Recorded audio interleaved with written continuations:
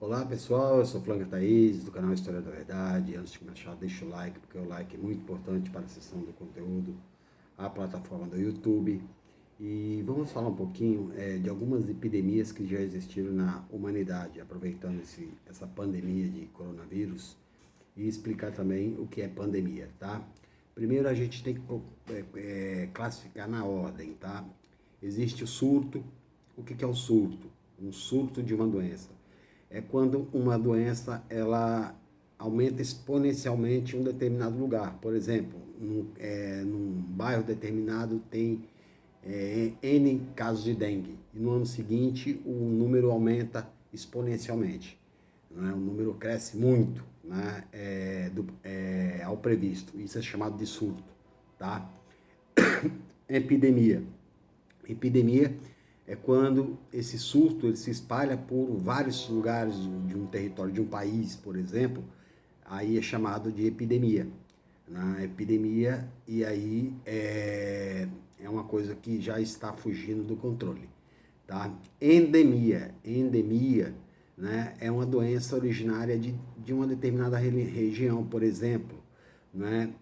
A febre amarela é uma doença originária geralmente do norte do país. Tá? E aí tem casos endêmicos de febre amarela no norte do país. Tá? E a pandemia é quando ela se espalha por todos os continentes. Aí essas são as classificações da Organização Mundial de Saúde.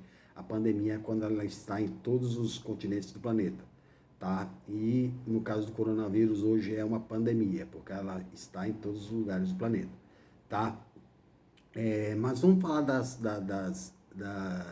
epidemias ou pandemias que mais causaram impacto na história. A primeira a gente pode falar da peste negra, né, ou a peste bubônica, que é do século XIV, que matou cerca de 50 milhões de europeus. Alguns dizem que chegou a dizimar quase 70% da população europeia, que era a peste bubônica, originada pela pulga do rato, não é? E que na época, pela ignorância, pela Idade das Trevas, né, a gente está no final da Idade Média ainda, né? Muitas mulheres foram queimadas, acusadas que foi praga de bruxa, jogaram muitas vezes a culpa aos judeus, praga dos judeus, foram perseguidos também, né? E ela só deixou de matar quando a população foi se diminuindo e diminuindo-se o contato também, e principalmente os ratos, né, que traziam as pulgas, né, começaram a não ter mais contato com a humanidade. Naquela época não existia saneamento básico, muito lixo nas ruas, muita sujeira, é claro que atrai esses animais atraem essas doenças, tá? A gripe espanhola é de 1918. A gripe espanhola, ela é chamada de gripe espanhola, mas ela não tem origem na Espanha, tá? O primeiro caso de gripe espanhola foi originado nos Estados Unidos, e também não se sabe de onde veio, né? Provavelmente deva ter vindo da Primeira Guerra Mundial, né? Principalmente quando a guerra entrou na fase das trincheiras, lá pelos anos de 1916, né? Em que as pessoas se entrincheiraram, né? Aliados e anti-aliados em trincheiras, e ali ficavam meses, né? Pessoas ficavam ali, morriam ali e conviviam com gente morta, né? E essa pandemia, né, da gripe espanhola justamente começou a chegar no Brasil, chegou em 1918, com alguns soldados e com navios que chegaram da Europa no porto do Rio de Janeiro, tá? Uma curiosidade é que vale se lembrar que anterior a 1918, em 1904 houve a revolta da vacina, eu já falei isso em um vídeo, né? E a vacina era justamente para a febre amarela e para a varíola. E o presidente da época era Rodrigues Alves, que perdeu uma filha para a varíola, tá? A revolta da vacina, houve a revolta, as pessoas foram segregadas dos becos do Rio de Janeiro, né? Subiram os morros cariocas, e aí começa-se também, juntamente com a Guerra de Canudos, a origem das favelas do Rio de Janeiro. O mesmo Rodrigues Alves era presidente em 1918 e morreu, né, na gripe espanhola, que matou entre 50 a 100 milhões de pessoas, mais do que as duas guerras mundiais juntas. Tá? A gripe espanhola não surgiu na Espanha, ela deve ter surgido nos frontes de guerra e se espalhado pelo mundo, né? Embora o mundo não tinha o deslocamento que há hoje, né? Devido aos aviões, etc., mas os navios que chegavam, né, de várias partes do mundo depois da Segunda Guerra Mundial. Tá? A gripe espanhola foi uma catástrofe global, tá? Matou muita gente. Nós temos o H1N1 que matou mais de 600 mil pessoas, né? Isso já no começo do século XX. Nós tivemos a SARS, nós tivemos o Ebola na África, nós temos a AIDS, que é uma pandemia mundial, né? Que surgiu no comecinho, no finalzinho dos anos 70, né? Que era atribuída a primeiro aos africanos, depois aos homossexuais, e na verdade nós sabemos que é uma doença hoje relacionada ao contato sexual ou a sangue, a transfusão de sangue, etc. Né? Nós sabemos como se dá e como não se dá os casos de AIDS, mas é uma doença que continua matando ainda no mundo inteiro. Tá?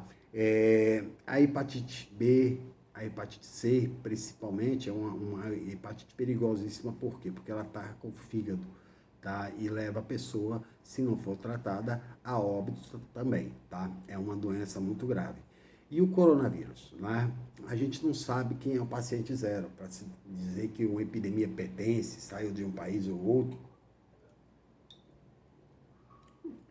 Nós temos que saber quem é o paciente zero. Não é? Os primeiros casos surgiram na China, todo mundo sabe, né? A China já controlou, né, a epidemia que tinha dentro do país, né? Conseguiu com eficácia, com planificação, controlar, e hoje o país que é mais assolado pelo coronavírus é a Itália. Né? O que tem que se fazer? Né? O coronavírus, que é um caso de uma doença que ela demora o incubamento a se manifestar como doença, mas mesmo você como um vetor da doença, você já transmite a doença, né? É o isolamento. Né? As pessoas evitarem aglomerações, né? Evitarem contato com outras pessoas, né? E manter o isolamento o maior isolamento possível para se evitar a contaminação. Tá? E o Estado se preparar para testar as pessoas, né? Principalmente, olha, na comitiva do presidente da República já há 22 casos daqueles que foram para os Estados Unidos. Né? Os países que podem ser atingidos agora com o coronavírus de forma muito forte é o Brasil e os Estados Unidos, né? Porque são dois grandes países de grandes populações. Né? Os Estados Unidos têm aproximadamente 320 milhões de habitantes, e o Brasil 210 milhões de habitantes. Tá? Então pode ser atingido muito forte, né? Os casos sobem assustadoramente rápido, testados, né? Fora as pessoas que não foram testadas, né? Ou as pessoas que já estão com a doença e acham que é uma gripe comum e na verdade pode ser o coronavírus. Né? O que tem que se fazer hoje, né? Evitar, como já disse, aglomerações, mas também exigir dos governos que se tomem atitudes para evitar aglomerações públicas, não é? Porque às vezes o adolescente, eu sou menos vulnerável a essa doença, mas em casa ele tem idosos, né? Tem parentes idosos que pode ser transmitido, tá? Mas o coronavírus está longe de ser, né, até o momento, né, o vírus mais letal que já houve.